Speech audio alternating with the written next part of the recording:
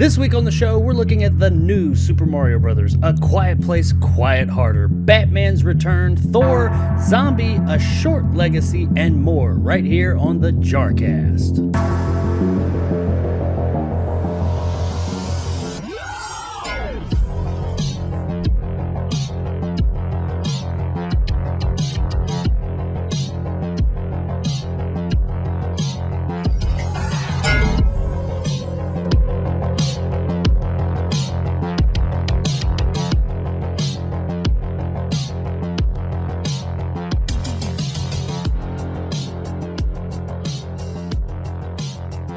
Welcome to episode 21 of the JARcast Movie Podcast. I am Jake from Jacob Anders Reviews, your host. Hope you guys are all doing fantastical this week. I had a pretty good week.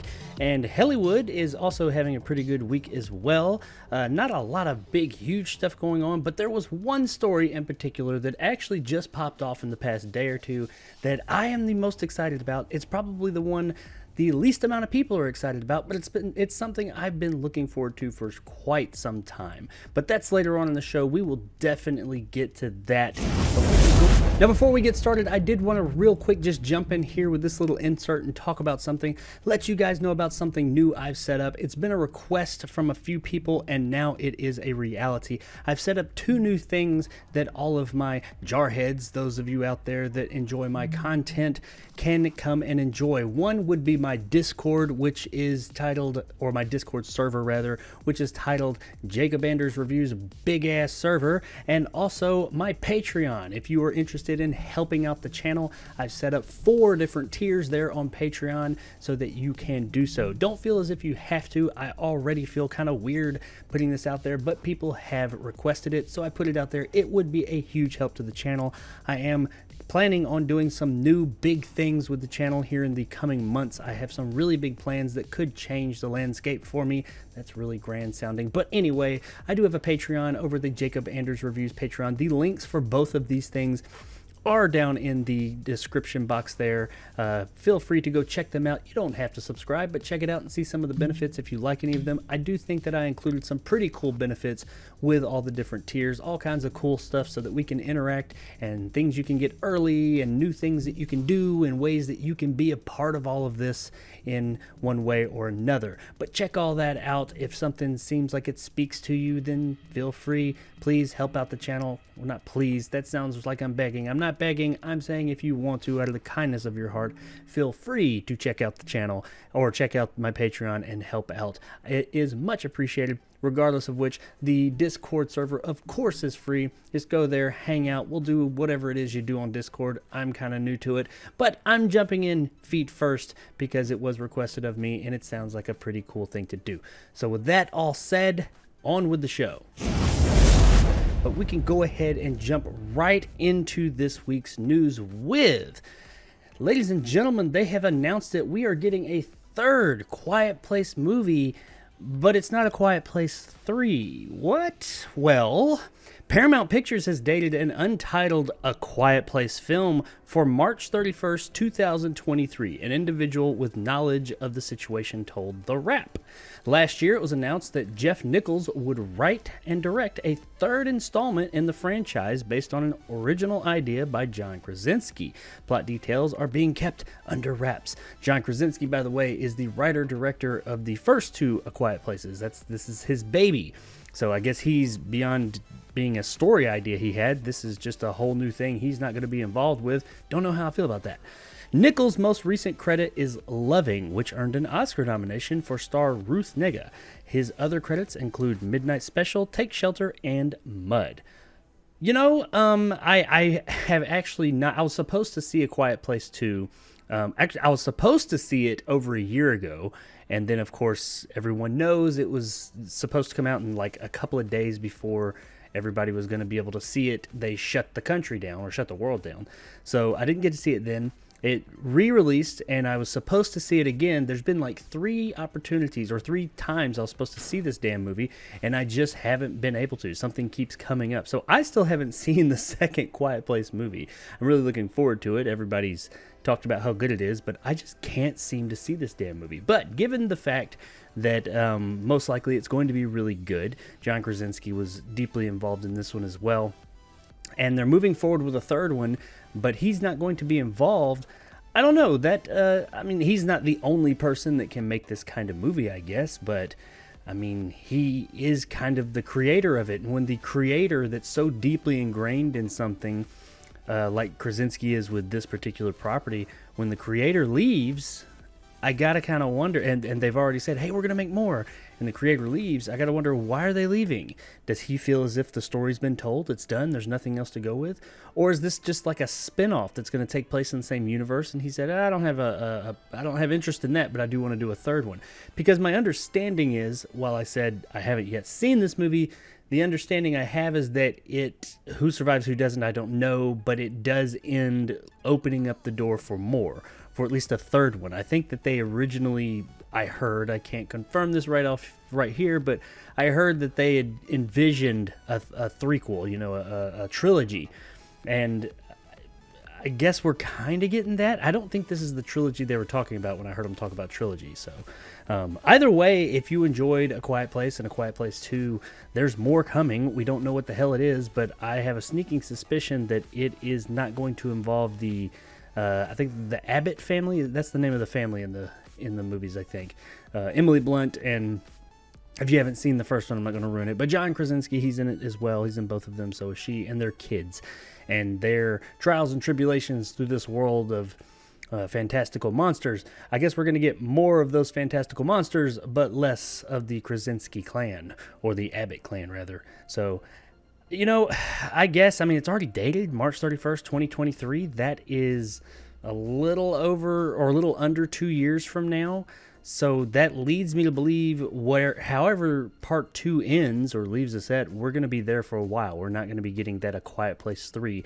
So I'm really hoping it's not on like a major cliffhanger. I'd be okay with the type of like ending that the first one had, where, yeah, it left a lot open and you didn't know what happened next, but it kind of definitively gave us an end to that particular story that we've been told in that movie. So I was okay with that type of ending. Hopefully we get an ending like that, and it's not like Empire Strikes Back style wide open to where we're like, what happens next? And we got to wait 5, 6, 7 years to get the next one. Even though we had to wait a long time for this one, we weren't supposed to originally have to wait a long time. But it is what it is. I'm going to reserve judgment on it. Granted, I do have some, I'm cautiously optimistic, as I say quite a bit, because the creator of the whole thing is leaving. This is his baby, and I feel like it would take a lot to walk away from your baby. So I do got to wonder, why is Krasinski leaving, or why is he not coming back to at least be a part of this beyond? Because it doesn't even say he's going to be a producer or anything. I mean, I could get it if he left. He said, well, I told my story. I don't want to do it anymore. There's more to be told, but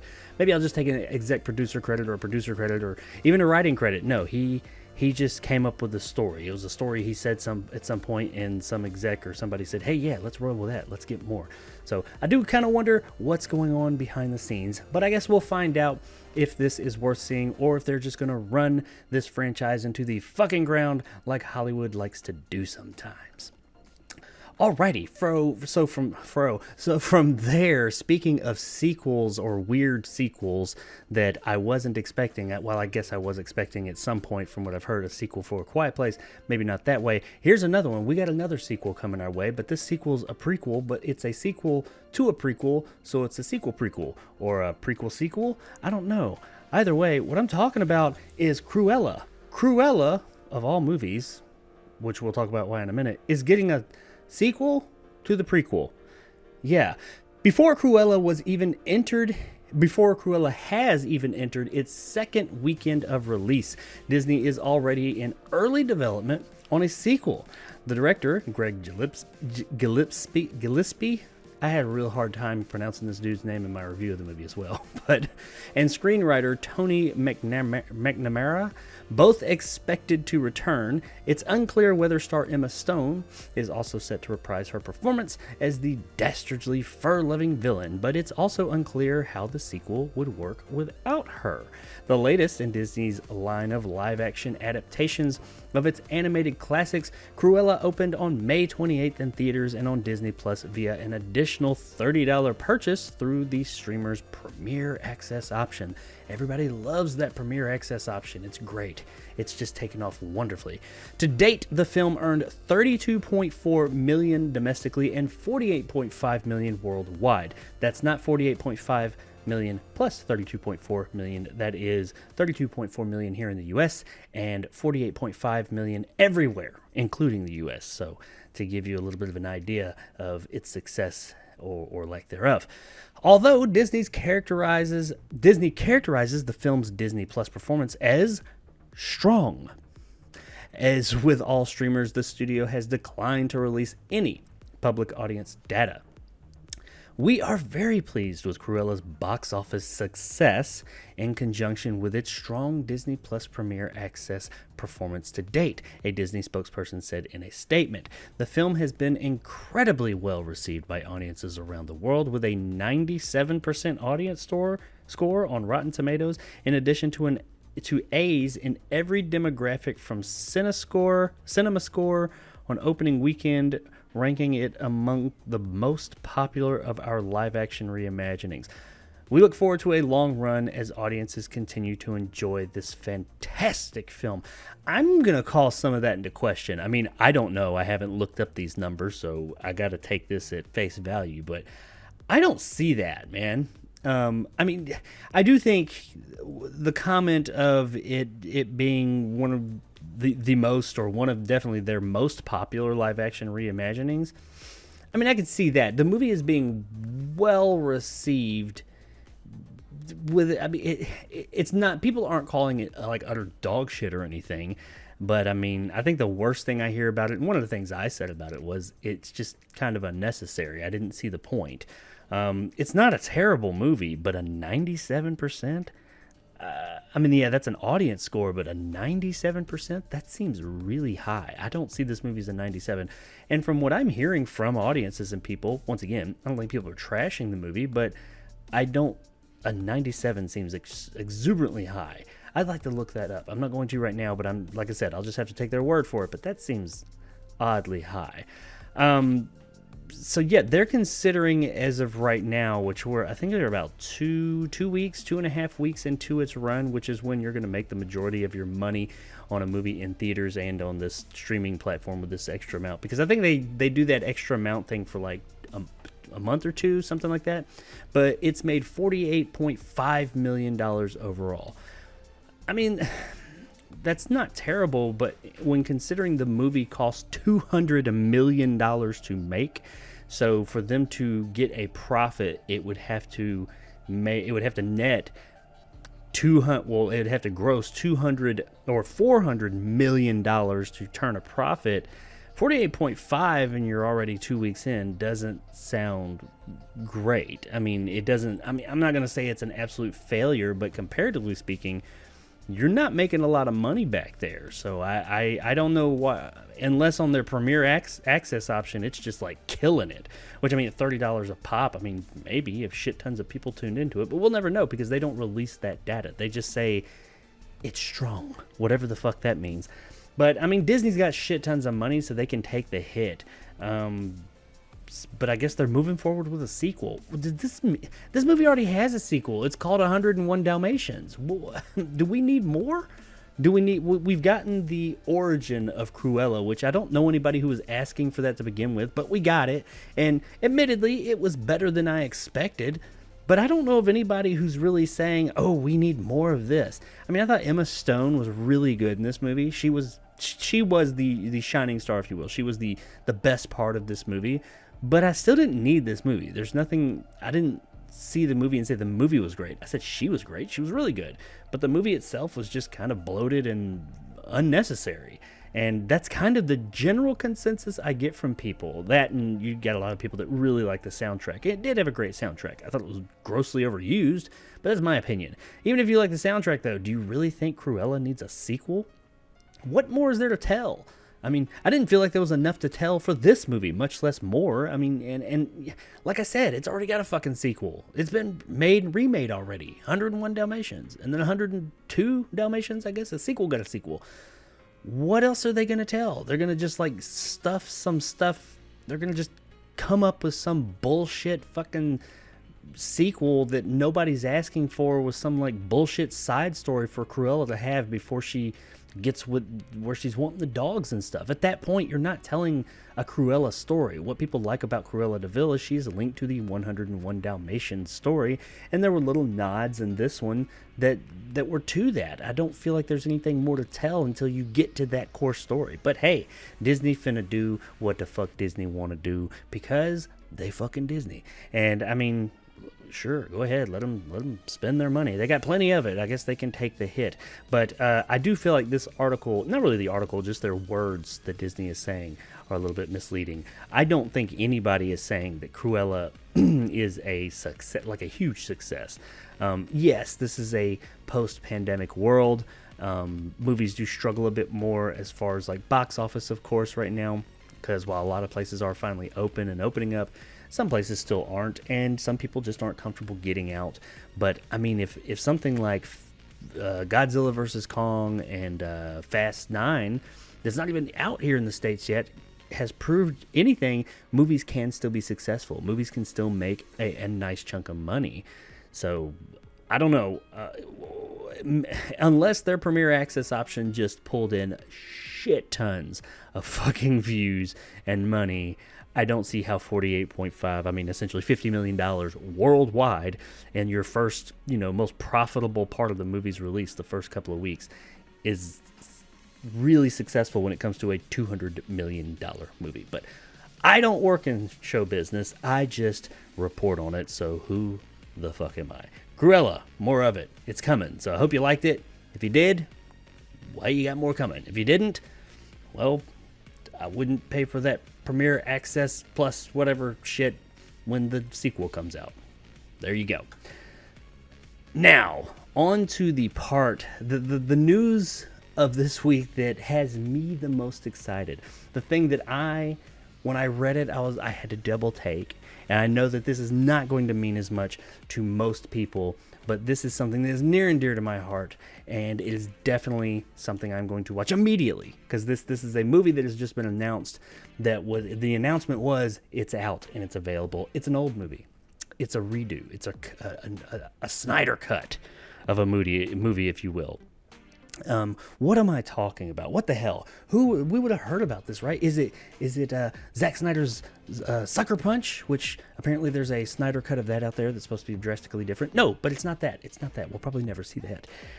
It's not that. No. It's something much older, and it's something just so out there, and a movie that catches so much shit. And this version probably will too, but I don't care because there's something about it I just love. And I am talking about the new Super Mario Brothers. Yes, I know. Go ahead and throw all your shade and shit and everything my way. Oh, it's the worst video game movie ever made. You, my friend, if those words ever come out of your mouth, you have not seen all the video game movies if you say that. Because while this is not the greatest movie ever made, it is far and away from the worst video game movie ever made, believe me. I will have a list of the worst video game movie. Well, actually, I already had that list on my channel, but I will have a more extensive list coming very soon. Anyway, moving on, let's talk about this thing. I've been following this story as it's developed for years. This has literally been going on for years. So much so that I over-enunciated the word literally. So let's jump right into this thing. You might remember, or not, Super Mario Bros. The Movie Archive, a website that came into possession of a VHS tape from an auction that featured items from the estate of producer Roland Joffe.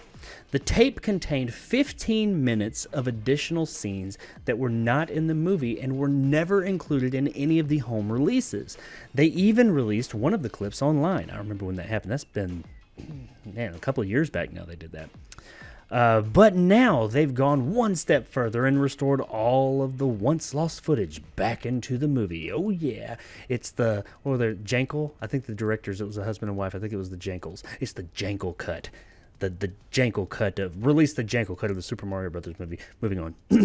If you head over to Internet Archive, you can watch the Super Mario Brothers movie extended cut, which takes the film's running time from 104 minutes to 125 minutes. The new footage includes scenes that were completely wiped from the final cut and extended versions of scenes that were trimmed down.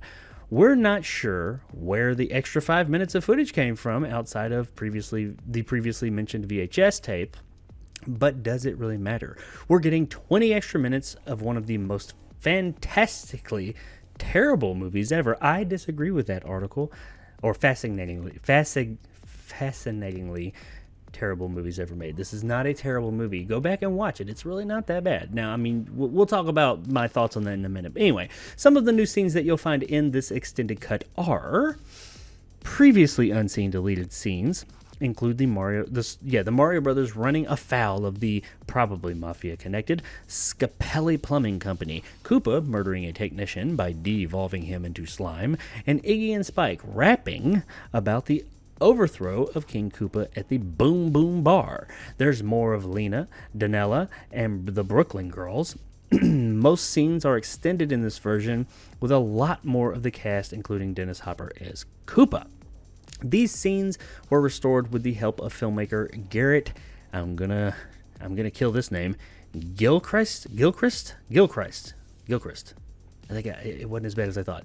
Who is apparently well known online for his restoration of The Thief and the Cobbler and a variety of Muppet projects. For what it's worth, Gilchrist and the fans behind this project think it's a superior cut of the movie, which leans more into the adult sensibilities that Morton and Jankel, those are the directors, were going for originally. Okay, so this movie gets a bad rap. Okay, let's be real. It's not the greatest movie ever made. I can attest to that. It's not. But it's nowhere near as bad. And now I do have a warm place in my heart for this movie because I was a huge fan of video games and the Mario Brothers and all that when I was a kid. This came out in 1993. I was 13 years old. My sister took me to see it. I was super hyped to go see this movie. My sister took me to see a lot of movies. But went and saw it and I loved it. Absolutely loved it. Totally understood that it was very different. It wasn't what I was expecting, but I really didn't know what to expect because let's venture back to 1993 for a moment. Really, when they were developing this would have been 91, 92. And the Super Mario Brothers world then.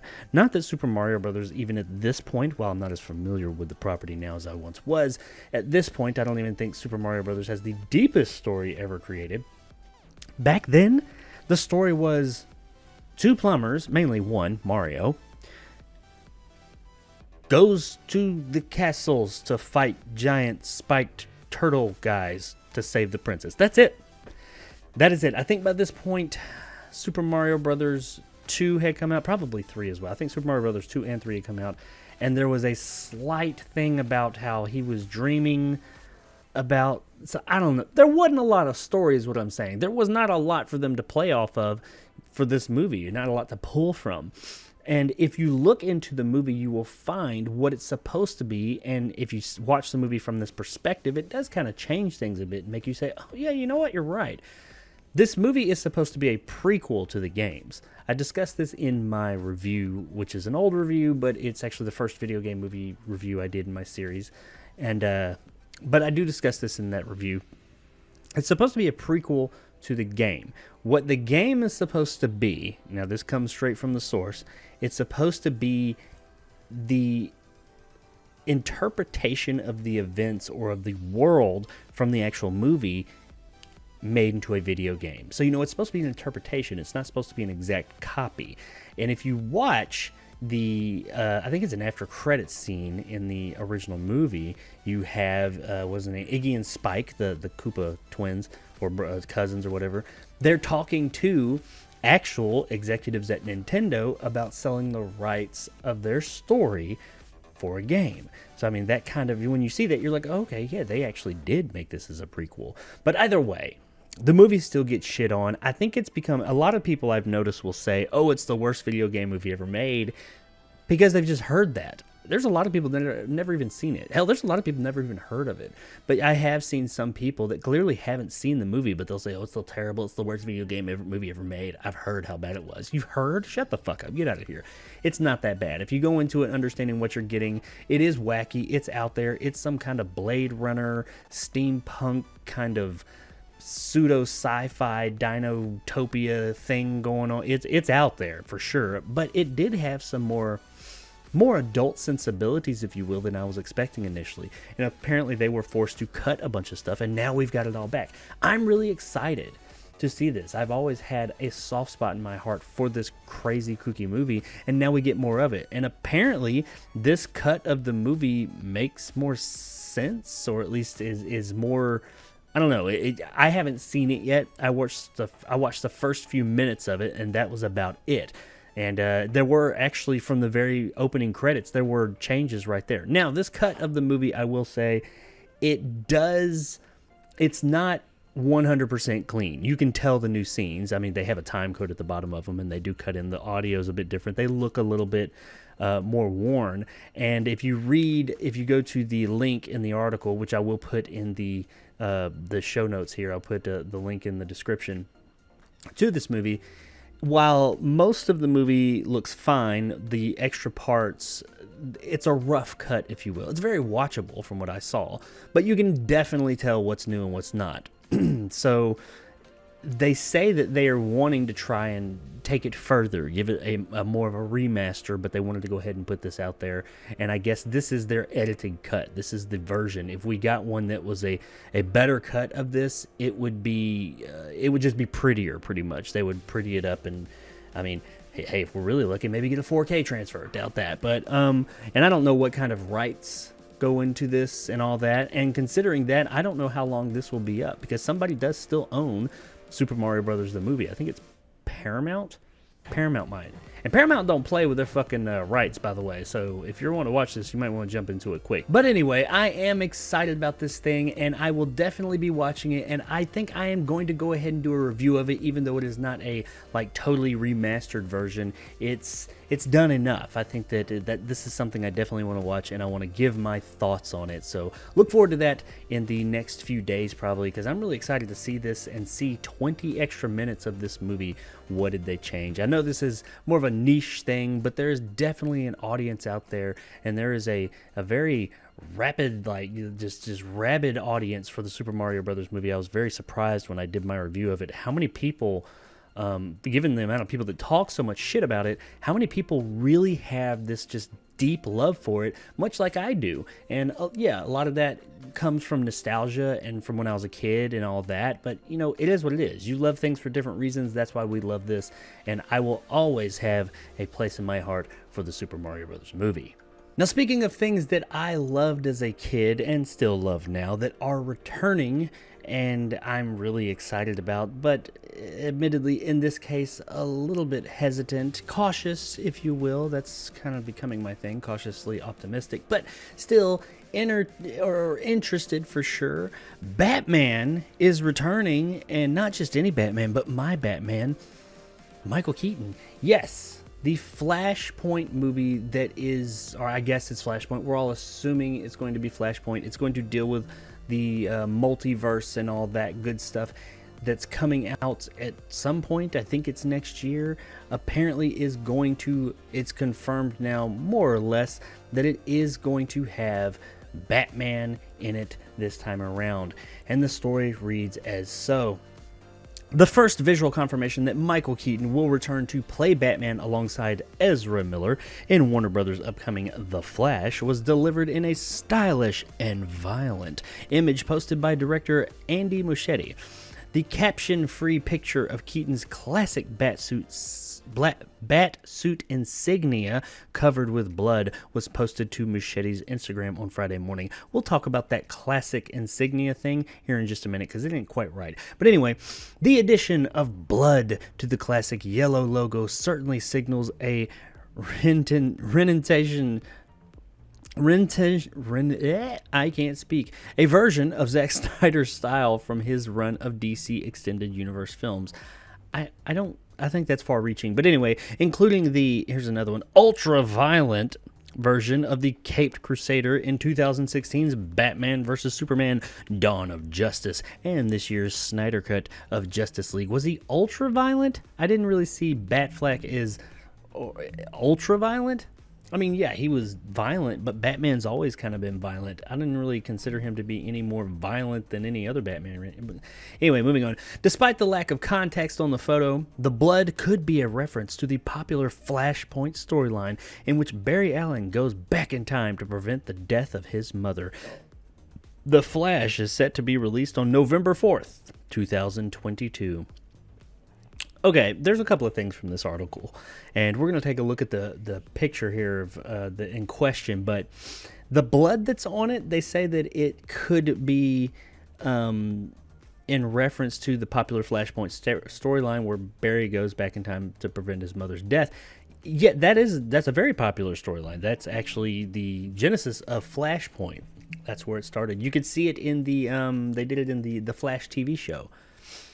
But I don't see how the blood on this picture we're going to look at here in a minute signifies that at all.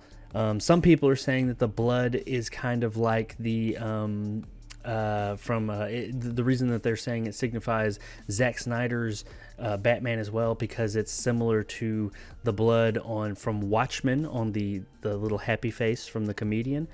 It's not. It's in a different spot. I think people are reading into this thing way too deep. But also, I wanted to touch on, and this is just some uber fan kind of fanning out shit that probably is not what they were going after, but I want to point something out. Everybody's been saying, oh, it's Michael Keaton's Batman symbol. It's Batman. It's not. That's not Michael Keaton's Batman symbol. It says the caption-free picture of Keaton's classic Batsuit insignia covered with blood was posted to Machete's Instagram on Friday morning. It's not. So let's take a look. As you see here, this Batman. This is Michael Keaton's Batman. Look at that insignia. It's badass. I'm very familiar with that. I used to draw it in school all the time. Love that insignia. And look at the middle point. I know it's a little bit smaller here on this picture, but just look at it and how it kind of goes out to two more points on the end. It's, the classic side, but then it has these two more points. I always thought that was really neat because it was a bit different from other, at the time, Batman insignias, and it just added a little bit more badassness to it, in my opinion. But now this one, and it is similar, I'll give you that, and it probably is supposed to be Michael Keaton's Batman insignia, but just wanted to point out it's not exactly the same. So here's what was posted to Andy Muschietti's Instagram. And, well, yeah, it looks cool and all that, and it's got the yellow, the classic Batman yellow, and the black symbol. It doesn't, in fact, it's not the same. It's not the same it's the classic Batman. You could really say, hey, that could be Adam West's Batman. I mean, that's not the same bat symbol that the Adam West character used back in the day, but I don't feel like I don't know. I'm nitpicking at this point, admittedly. I am admittedly nitpicking when it comes to this, because I realize that it's not, most people are not going to look at this thing and pick it to death as much as I am, but I am a bit of a super fan when it comes to the 89 Batman. I loved that movie so much when I saw it in theaters. I saw it like 2 or 3 times in theaters. I would have been 9 or 10 years old when it came out. And I just lived. I was Batman for Halloween for like 2 years. I just loved it. And this is really cool. However, let's talk about that blood real quick. Honestly, that blood splatter, I ain't gonna lie, it looks more like grape jelly or strawberry jam or something. So maybe Batman was chilling in the Batcave and he was eating a donut and he accidentally spilled some strawberry jam on his costume, possibly. I don't know, but it doesn't. I don't know. It doesn't look like. I mean, it's supposed to be blood, obviously, but it's a little bit too light. It just doesn't do the blood thing for me. I'm not getting blood vibes from that. It's. I don't know. I don't really see that. And they're saying, oh, it's like the Watchmen symbol. I don't see that. I don't think so. But Admittedly, I am reading into it a bit much. I mean, this should be exciting because Michael Keaton is, it's been all but confirmed that he is coming back to be in the Flash movie. For how significant his role will be, we don't know. I mean, but he is coming back as a version of Batman in this Flashpoint or multiverse or whatever they call it, Flash movie. And that's cool. It'll be great to see Keaton back. I mean, Keaton's not young anymore, so maybe he's going to be like old grizzled Batman, which there is a old Batman character in, or there's an old Batman version in the comic books, so maybe he'll be playing that. I don't know. Supposedly we're getting all the Batman. It's kind of like the whole Spider-Man thing, which they're going to do it first, I guess, and everybody will say they copied it from them, but this movie's been in production for a long time. But yeah, we're getting Michael Keaton back as Batman, at least for a scene or two, I assume. If not more. Maybe he'll play a larger role in the whole thing. So if you're a huge Batman Michael Keaton fan, be excited. I'm excited for that. But admittedly, I've got some concerns because this movie has been so up in the air and just had so many issues. I don't even know if they've filmed anything yet. I heard that they had started, then I heard they haven't. I have no idea if they're shooting this thing right now or not. They've named a bunch of people. They've got people like contracted to do it. So there are people. Ezra Miller apparently is still attached. I mean, they've been talking about it a lot because I know Warner Brothers is putting a lot of stock in it so that they can use this movie to reboot their DC universe, get rid of Zack Snyder pretty much. Which scares me too, because I'm like, are they just using this movie as a stepping stone? Is this movie they're not going to be concentrating on the actual movie story. It's just going to be more concerned with setting up other stuff in this new universe they want to get going. If so, that's not going to work, man. We're going to end up with a movie that's just a huge setup for a whole bunch of other movies, trying to set up a whole universe with one damn movie. It just doesn't work that way. I mean, the idea of Flashpoint could be cool. The idea of bringing back all these classic Batmen like Christian Bale and Batfleck and hell, if we could get Adam West, I don't know, I think Adam West may be dead. I can't remember. I want to say he passed away already. Maybe not. If he isn't, bring him back. Bring back everybody who's been Batman. That could be neat, even if it's just for cameos. That would be really cool. That'd be some great fan service. But really, fan service or no, that could be a great scene, but the rest of the movie's got to be good too. And I don't know. I know there's a good story to be told there. It's whether they're going to tell that good story or not. And I guess we'll find out November 4th, 2022. So we're just over a year. About a year and a few months. We're going to finally get this movie. I imagine we'll see a trailer and get an idea of it. I do wonder if the movie, since it at least starts within the Snyderverse, it has to start in the Snyderverse because that's where this Flash is, Ezra Miller's Flash. Even though it's supposed to be changing all that, is it going to start out, at least the first half of the movie or part of it, is it going to be like in that Snyder? Is it going to feel like Zack Snyder's movies? Like, are they going to change the feel of the movie halfway through? Or is the whole movie just going to have a very different feel overall? These are questions I'd love to have answers to. And a trailer would go a long way in answering a lot of these questions. Now, I don't expect them to have that as of yet. Because, like I said, I don't even know if they started filming this shit yet. They might have. But I would like to see a trailer just to kind of get an idea of the tone and feel of the movie. If nothing else, just so... I don't know. This could be really good. A movie could be awesome, or it could end up being a fucking disaster. But either way, we're getting Michael Keaton back as Batman, so I guess it'll be good to see him in the bat suit at least one more time. Hopefully it's just in a good movie, man. Hopefully it's in a good movie. Okay, so speaking of good things that I've heard could pseudo-good things that aren't around anymore that you may not have known about, there's a new thing, fairly new, a legacy, if you will, that's been cut a bit short. And I haven't seen this yet, but I've heard all about it. And we're talking about Jupiter's Legacy and how Jupiter's Legacy ended up not being as long as they had hoped, I think. Because it's been canceled after one season already. It's a show on Netflix. I have not seen it yet. I planned on watching it. Now I just don't know because, I mean, there's not going to be anymore. But let's jump into the story and then I'll give my thoughts. After just a single season debuted on Netflix back at the beginning of May, Mark Millar's comic book superhero series Jupiter's Legacy, starring Josh Duhamel and Leslie Bibb, will not be returning for more.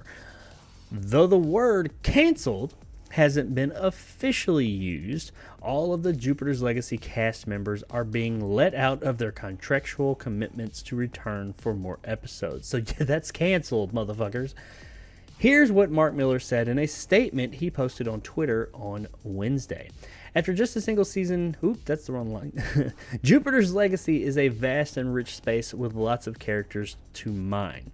And so I'm happy to share that our next step here is a live-action version of the Super Crooks comic I created with Lionel Francis Yu a few years back.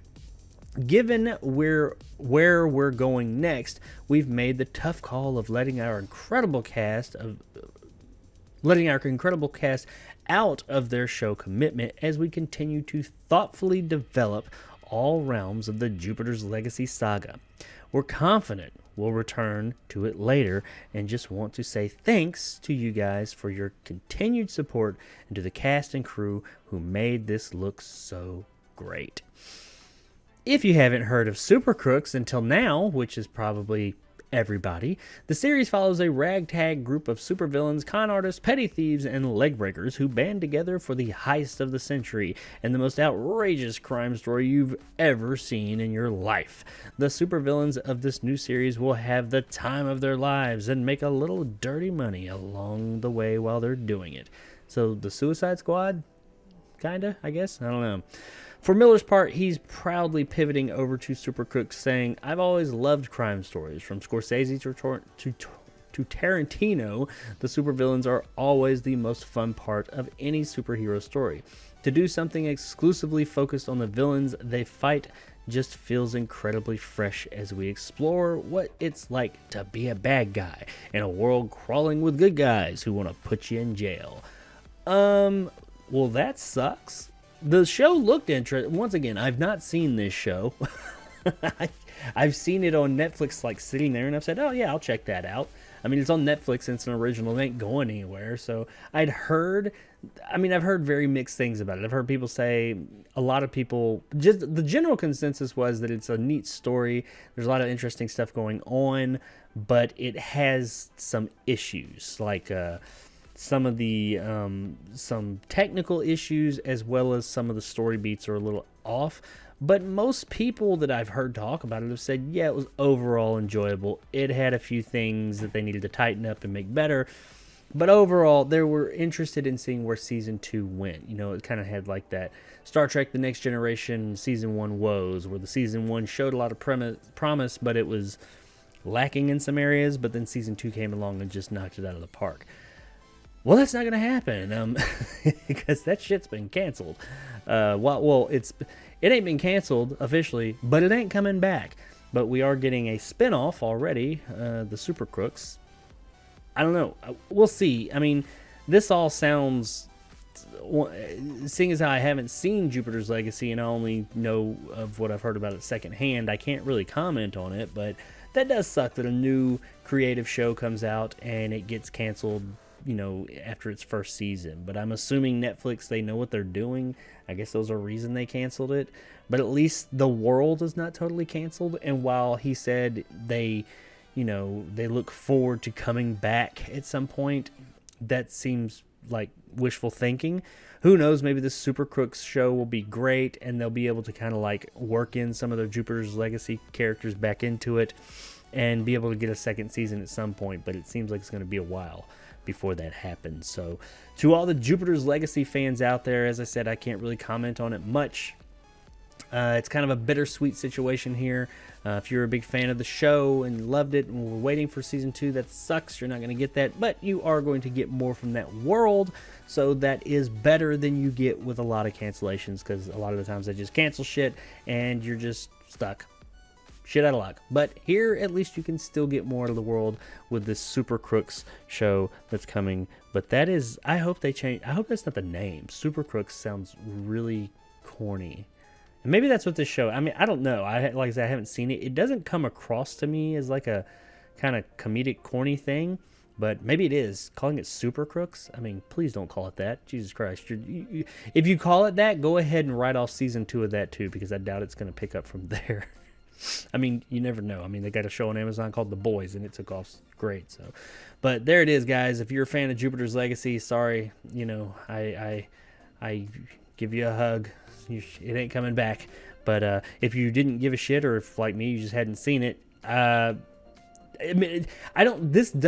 had planned on watching this show soon, and I don't know if I'm going to now, because if I'm watching something that I know it's only one season, a short season at that, and I know that, it'll probably take that whole season to get invested, and as soon as I get invested in it, there's just nothing else, and it's not going to happen.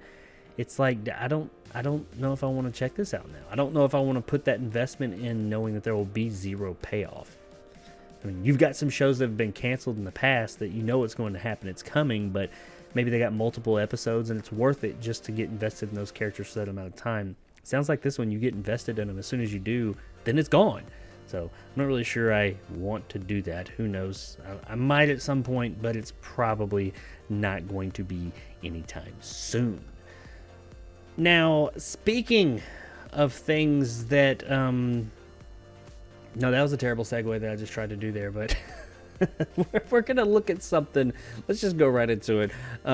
We got a sequel coming, actually a prequel, another prequel, something returning that I honestly never saw coming. I didn't know that there was a outcry for this, and I don't think there was. This sequel is actually getting greenlit for the oddest reason, and I'm talking about a little movie that I am aware of, and I saw it back in the day. I didn't love it, but apparently it has its, people that are interested in it, and after reading this story, I'm interested in going back and revisiting it as I've gotten older now. I'm talking about Russell Crowe in Master and Commander, and apparently its forthcoming sequel that has just been greenlit.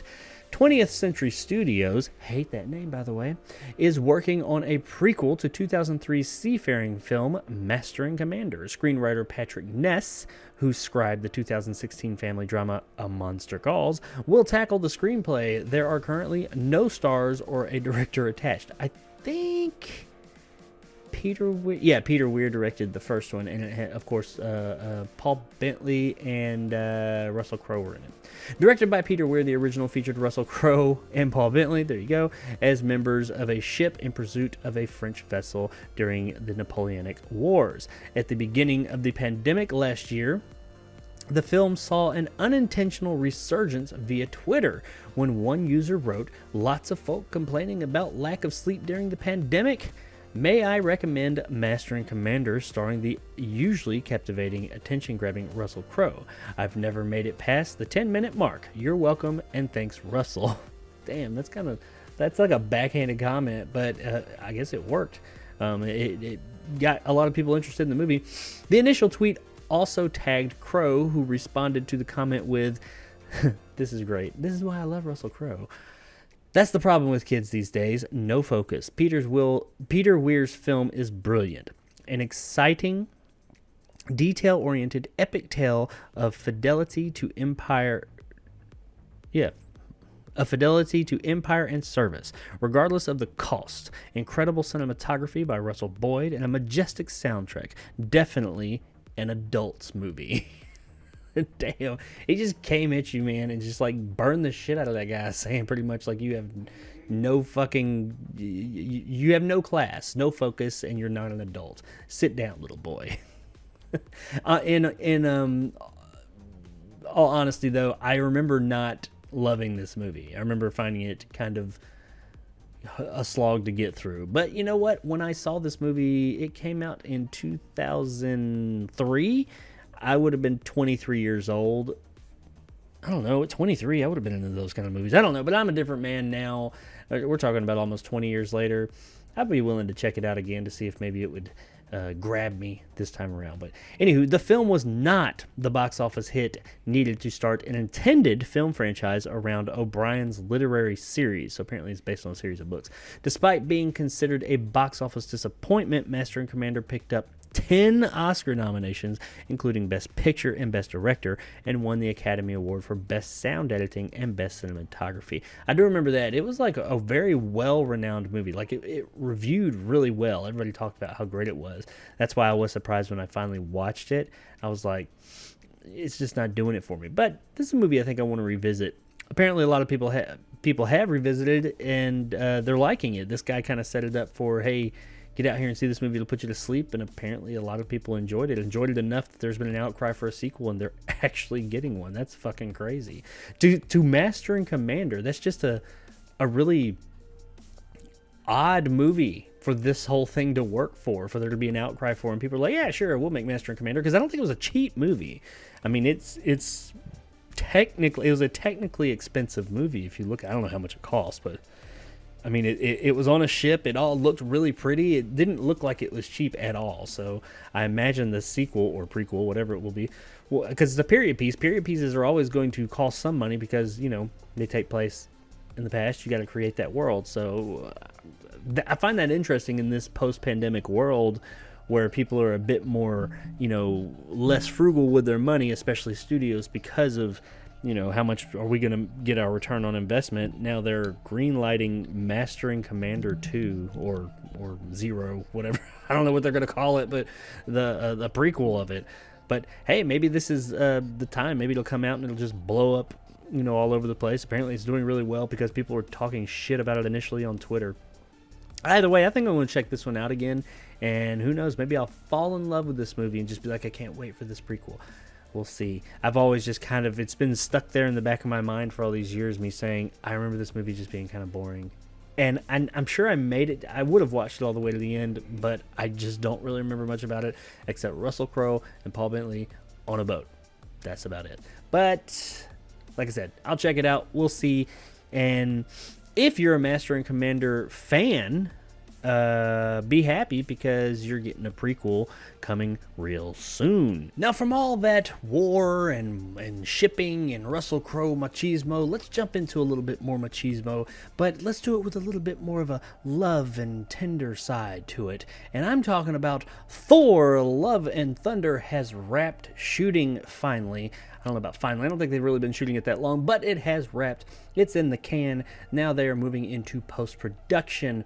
Writer-director Taika Waititi took a moment to flex his comedy muscles alongside Chris Hemsworth to celebrate the end of filming on Thor: Love and Thunder. Both Waititi and Hemsworth posted the same image on their Instagram accounts to celebrate the wrapping production on Thor: Love and Thunder. In the image, Waititi poses in the motion capture suit he wears to play Gorg, the beloved rock alien character he introduced in the previous Thor installment, Ragnarok, and reprised in Avengers Endgame. Meanwhile, Hemsworth, dubbing the day National Don't Flex Day, did the opposite by flexing his ridiculously large arm muscles, which they are in this picture here. Holy shit, what has he done to his arms?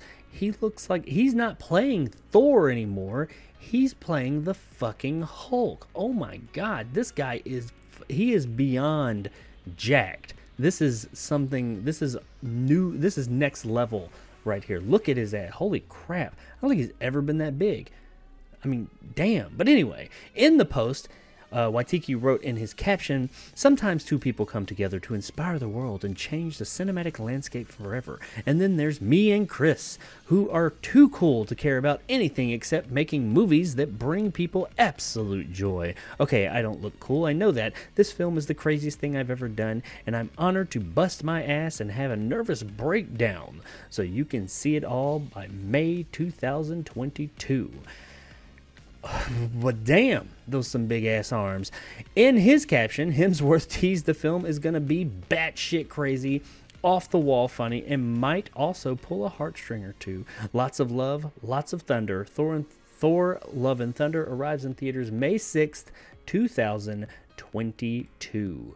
So yeah, yay! Thor: Love and Thunder. It's a wrap. So it's not a huge news story here, I guess, but I mean, those arms though, holy shit, Chris Hemsworth, Jesus Christ, that's ridiculous. I wonder if it's like an angle thing or what, but he is really living up to that whole Thor thing. That guy was jacked there. But yeah, Thor: Love and Thunder. Like I said, this is not much going on here except them saying, hey, we're wrap shooting. They're just going to go and do special effects, edit it all together, and put their movie together, and then we're going to get it here in right at a year, just actually to the day.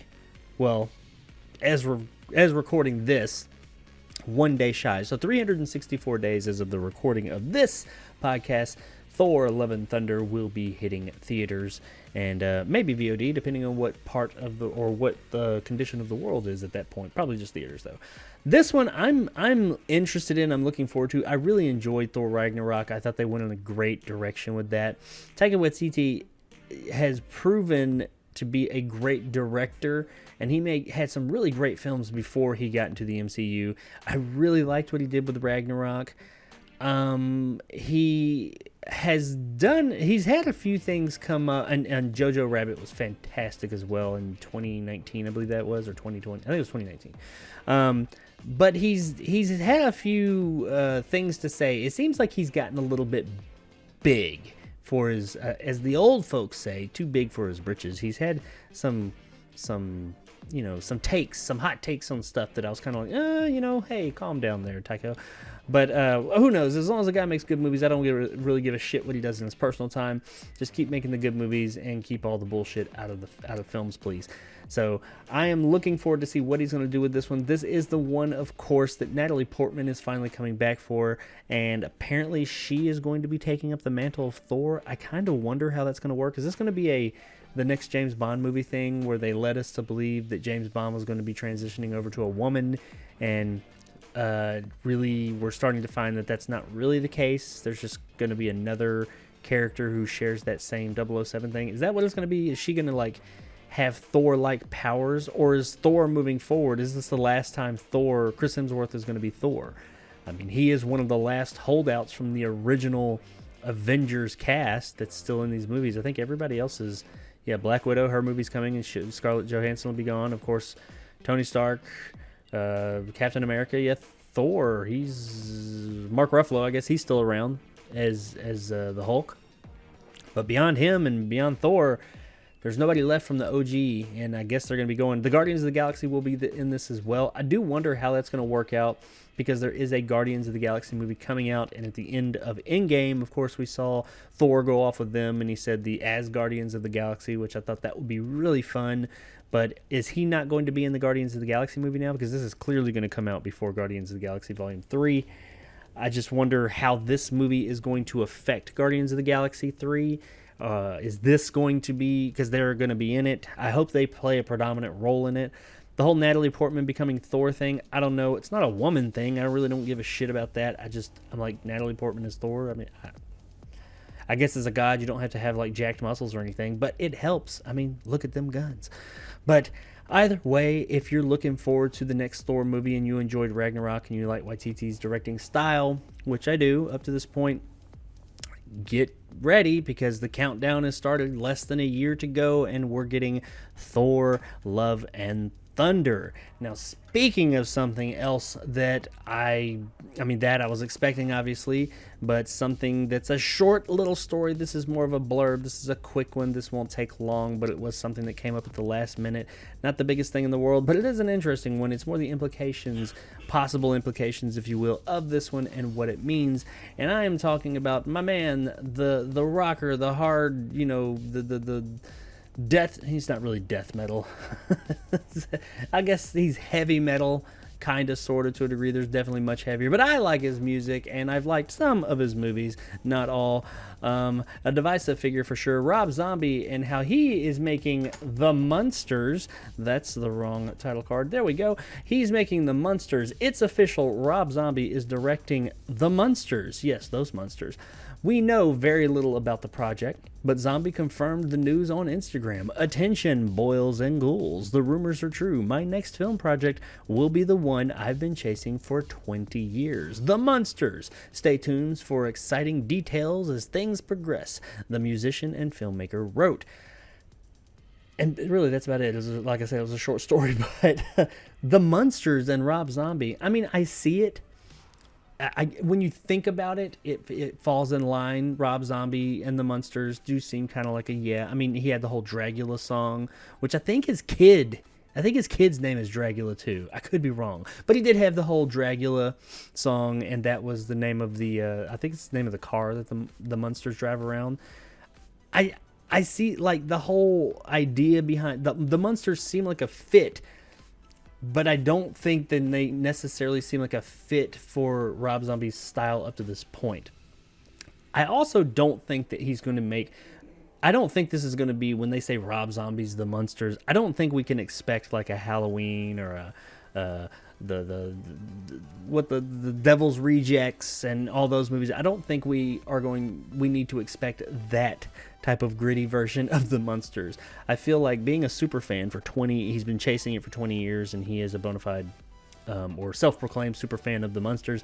I don't see him making huge changes to this. He's probably going to stick to it and just modernize it slightly. Maybe not. Maybe it'll be based back then. He does like, back in the day kind of pictures.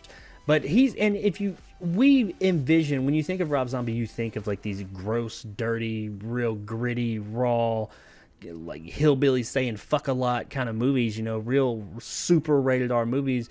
But if you hear interviews with the guy, he has interest beyond horror and beyond all that. I think his dream project is a hockey movie.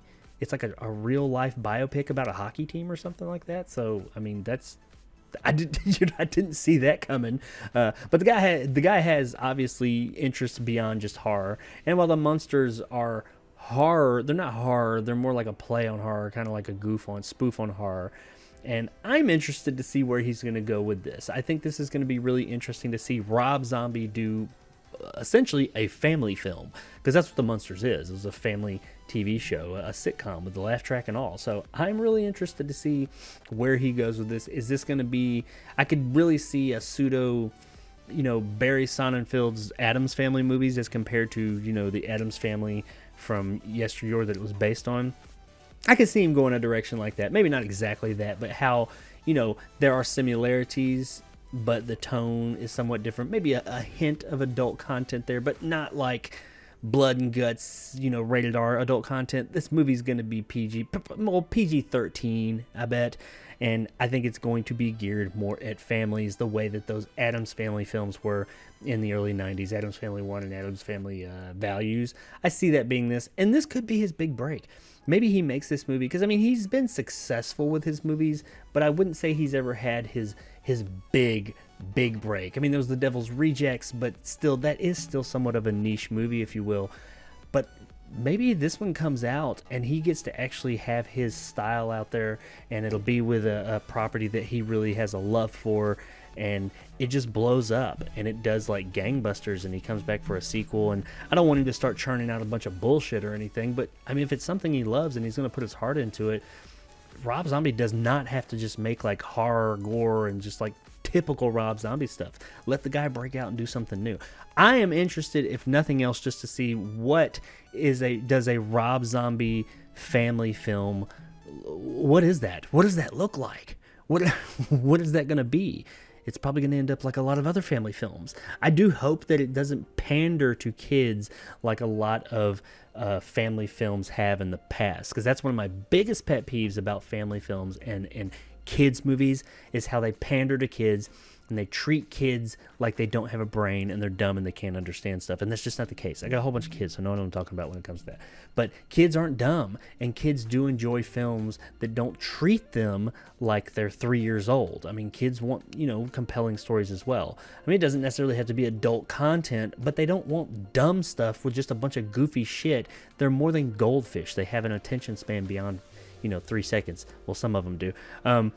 Sometimes they don't always, but you know what I mean. Kids want something with a bit more substance that's going to grab them and actually tell them a somewhat compelling, entertaining story that's not going to pander to them. Hopefully he does that. I hope he does that. I hope he's successful at it, and who knows what we're going to get next from Rob Zombie after this. So there it is, guys. That's the news for this week. I told you it wasn't a whole bunch. I know I talk a lot, so I probably stretched that out a bit. But there was, of course, more news that went down this week. But as I've said, I'm staying away from all that negative shit. This is all positive, good vibes here. And that's what this podcast is all about now. That's what my channel is all about. None of that bad vibe shit. But so after that, after the news and everything, of course, we have our releases this week. Nothing huge. Well, there's one that could be huge. We'll see. But this Tuesday, as you're watching this, June 8th, we have The Unhealer, and I know absolutely fuck all nothing about that. So moving on from there, Friday the 11th, nothing huge. We do have In the Heights, which not my thing, but I know a lot of people are looking forward to that, based on it's a film version of a stage play, I believe it is, a musical. And I like musicals, and who knows, maybe I'll check it out and love it. But I do like musicals, but not all musicals. I'm very picky about my musicals. Little Shop of Horrors, by the way, greatest musical ever made. Peter Rabbit 2, The Runaway. That seems like it could be something, but I think the original Peter Rabbit movie didn't do very well, or at least it got panned real bad. I don't know. I guess it did well enough to get a sequel, so there's that. Censor, which I am aware of this movie, and this is a very interesting one. It's a smaller movie, but it's one I'm interested in seeing, and I'm going to try and check this one out and do a review. I was unable to get a screener of it, but I was talking to another reviewer about it, and he seemed to think that it would be in my wheelhouse, and he suggested it to me, so I'm definitely going to check out Censor. It's about a film censor, I think, who I don't know, takes matters into her own hands, and I think it gets gory, and there's some horror elements to it. Sublet, I don't know anything about that. The House Next Door, Meet the Blacks 2. I'm sure that'll be great. And Queen Bees. And like the news week, this kind of a slow week in movies. You know, we've had big movies, kind of a few hits coming the past few weeks. And of course, here in America, not next week, but the week after that, I believe it is, we get Fast 9. That's going to be a huge movie here in America. It's already huge around the world. By the way, that movie just crested a big milestone in money. It's coming here. It's already profitable before it even releases here in the States. So that movie's it's coming here just to have fun. It's also going to Cannes Film Festival, by the way. It's premiering, well, not premiering, it's already premiered, but Fast 9 is going to the Cannes Film Festival. I saw that after I'd already put all the news stories together. What the fuck is that about? Cannes Film Festival and Fast 9. Really? Or F9, whatever the fuck they're calling it. But yeah, that's all our releases. That's all the news. That's all we got this week. I do have 2 trailers I wanted to go over, and they're both pretty quick trailers. One of them has actually been out a few days, and the other one just came out, something I've been looking forward to. And we can jump right into those before we get out of here. So the first trailer I want to look at this week is of a movie I'd heard about a while back that seems really interesting. This is an international trailer. It's in English, but you'll see subtitles in another language. I can't remember which one it is, but just disregard those. The trailer is in English, and it's just a really interesting looking movie or really interesting sounding movie that I heard about a couple of months ago, and it's coming up here real soon. So let's check this one out with the international trailer of The Deep House.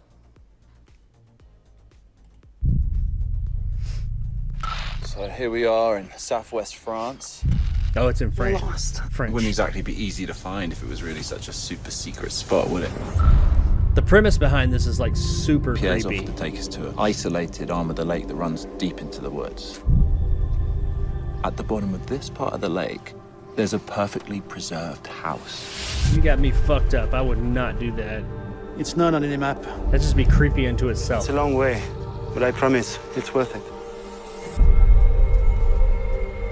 Nervous? Maybe a little. We'll get back to New York, we'll edit the footage. Once we reach our first 1 million views, we're going straight to the littlest chapel in Vegas. So, I'm assuming they're going to be stuck in this house throughout the movie. We're reaching a first plateau 10 meters down. How much air are in those tanks? There she is. Hell no. I forgot how superstitious people are in these parts. Wow. There's no way in hell I would go in there. That motherfucking house looks creepy, not underwater.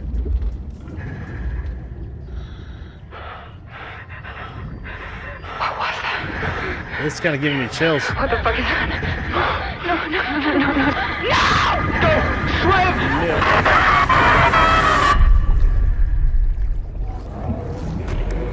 No! Is that it?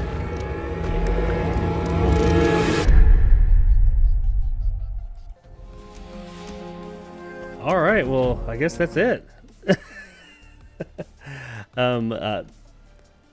I mean, that it didn't show anything, but I mean, I guess that's to be expected. I don't know what I was expecting it to see. I guess it's I'm guessing there's because it's supposed to be like a haunted house, but it's underwater, which is creepy unto itself. You have some like specters or ghosts or something running around under the water. That could be really damn creepy. The whole thing's dark all the time. That movie seems really fucking stressful to me.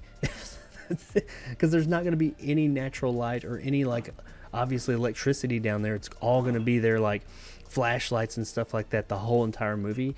That's going to be super stressful. Plus they're going to have the whole air thing. I assume they're going to be stuck down there and not be able to like get out, and they're going to be worrying about how much air they have left and stuff like that. Man, yeah, that's going to be a creepy ass movie. That kind of, when they were running up on the house there in the trailer, it kind of gave me some chills too. I'm looking forward to it though. That looks that's an original premise if nothing else. That's for damn sure. But yeah, who came up with that idea? Why hasn't somebody done it already? I'm sure there's been something about an underwater house. There was a Doctor Who episode about an underwater church or something. So I guess it's been done, but this is the first time in like not big budget, but like movie form like this I've seen it. But yeah, this could be definitely a really scary movie. I can see this movie, if it takes off and it is actually good and entertaining, it could really just like take off and become like a hit. I don't know when it's coming out. It didn't give a date. I know it's coming out this year though, so I would assume probably sometime around like October perhaps. That would make sense, horror movie and all, Halloween. So I guess we'll find out whenever it is coming out if The Deep House is any good. So transitioning from a horror trailer or thriller, I'm not really sure. It looks pretty like horror themed to me, but going from that, we're going to jump into some what I think is sci-fi. I really don't know anything about this movie. I heard it's a sci-fi, but I'm talking about Reminiscence. I think that's what it is. Reminiscence. Yeah. Hugh Jackman's new movie, Reminiscence. I think it's supposed to be some type of noir sci-fi or something. Whatever it is, we're going to figure out here in just a minute. Let's jump on into the official trailer for Reminiscence.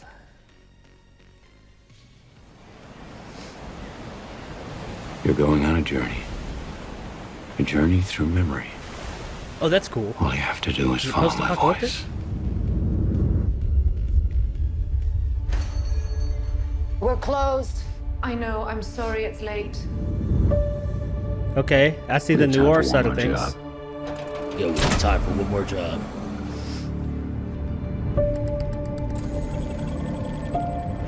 What are we doing here?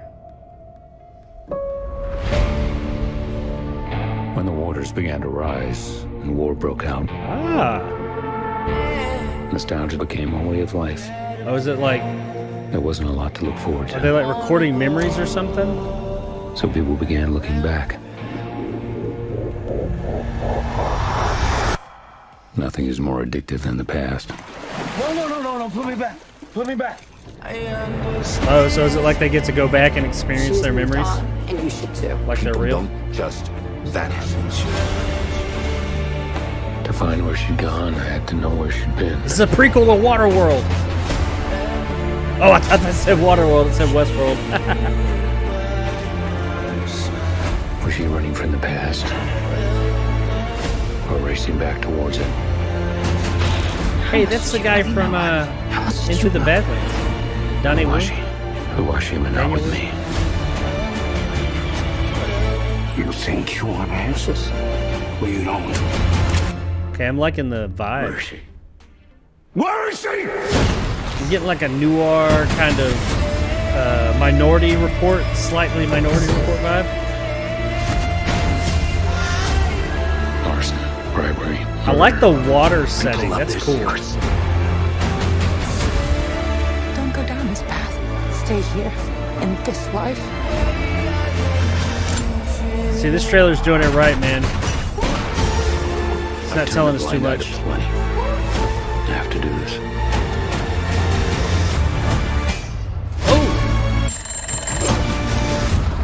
Okay. That machine of yours, More water. This is a How water-themed close can trailer you podcast today. before the illusion's broken.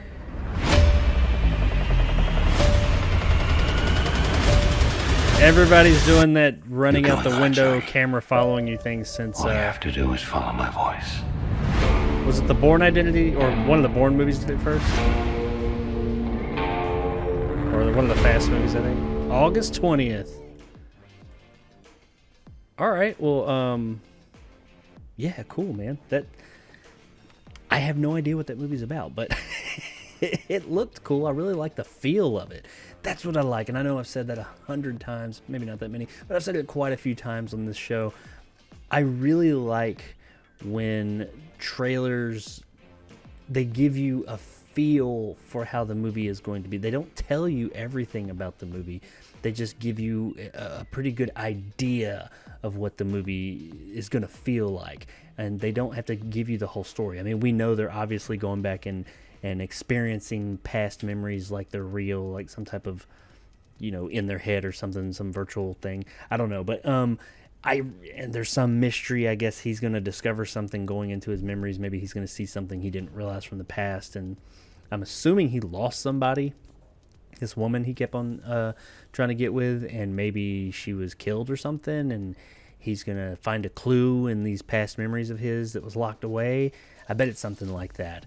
I don't know. But, yeah, I really like that. The movie looked great. I really like that kind of like, everything's not underwater yet. The polar ice caps or whatever haven't like totally melted, but they are melting, and like we're in the middle of the catastrophe of the thing that's like taking over the world. I think that's really cool, and it shows like society is still happening. It's crumbling, but it is still happening. It's kind of like a Mad Max 1, where everything is, the world hasn't totally fallen apart yet, but it is in the middle of falling apart. I like those. I like those stories. We see remnants of society. It's still there, and they're just barely holding on. I think that's really neat. And this whole thing about experiencing memories, that's not really anything new. We've seen that in movies before, but, depending on where they go with this, it did have a very noir kind of feel to it. I like that. I'm August 20th. That's not that far away. I'm looking forward to seeing this one. I'll definitely be there on August 20th to check it out. Hugh Jackman's in it. He typically does a pretty good job in everything he's in. So I don't think that I hope that this won't disappoint. There wasn't anything about it except for the actual aesthetic. The aesthetic is what really grabbed me about this trailer. Seeing as how it didn't give too much away for story-wise. It seems like an interesting premise, but I'm not just like, I'm wondering what it is he saw or what it is he's going to be after, and while these people are shooting him in water and bullets going by his head slow and stuff. But really the just visual aesthetic is what really grabbed me about that. So this looked pretty neat. I'm interested in seeing it. I hope I don't need any more. I said this about another trailer the other day. I can't remember which one, but I would like to see another trailer of the previous one we did, the Deep House. I want to see a little bit more of that one. But this, I don't need any more trailers. I don't want to know more. I want to know as much as I know right now and go into this movie and just be hopefully blown away. I also got some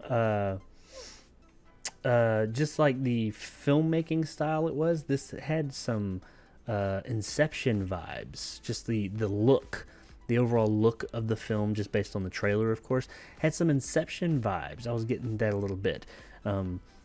Like I said, just the look side of things, not necessarily the story. I mean, yes, it deals with going in heads and stuff like that, but it's just the look. I was really drawn to the look of this, so I'm really interested in seeing it. It's almost like a earlier Blade Runner, if you will. I'm comparing this movie to a lot of fucking movies, but it is what it is. That's what I got. Those are the vibes I got. That's my reaction, and that's what we're here to do, is react to trailers. So that's what you got. But reminiscence. I think that's how you pronounce it. I don't know. I could be saying that all wrong, but I'm looking forward to it on August 20th.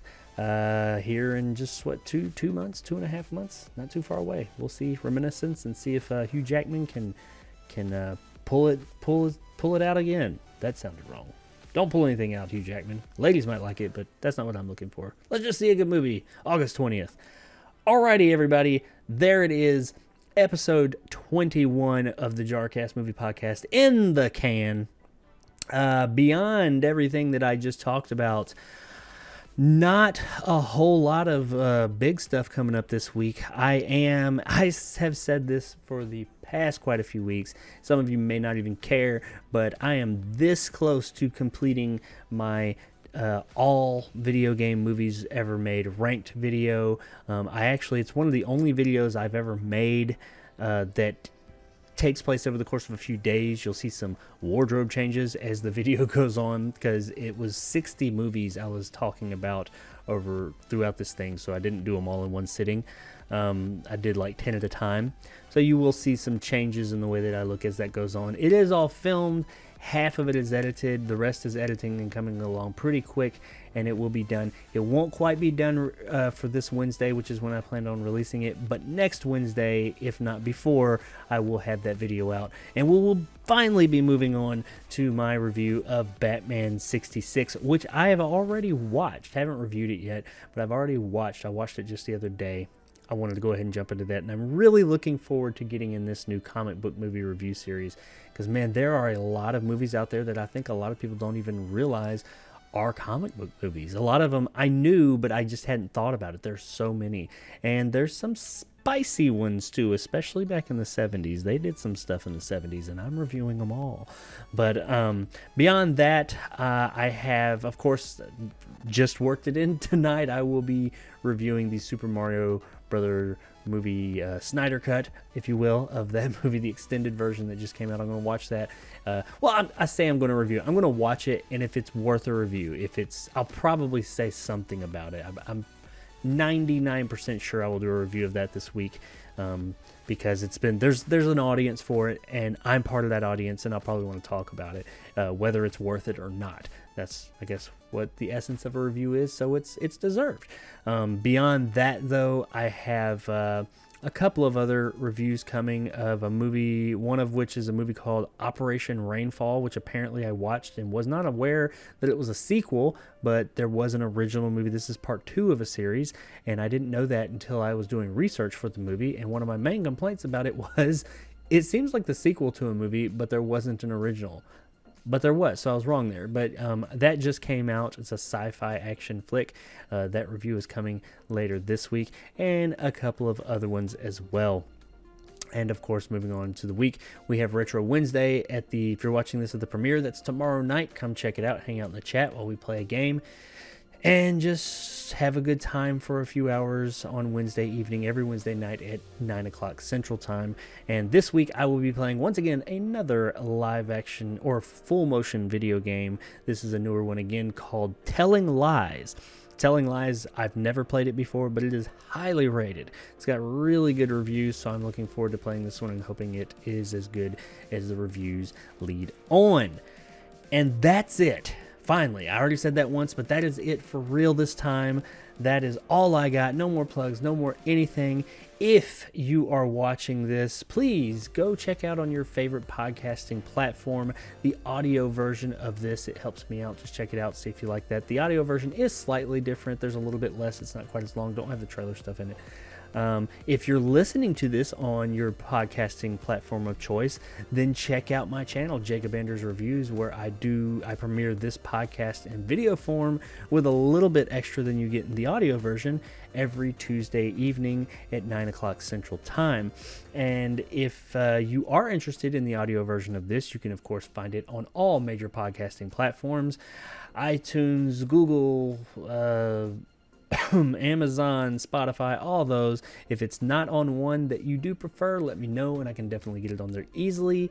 And if for some reason you have a hard time finding it, let me know and I'll help you out there. But it should be pretty easy to find under JARcast or Jacob Anders Reviews podcast, any of that movie podcast. It's there. I've seen it.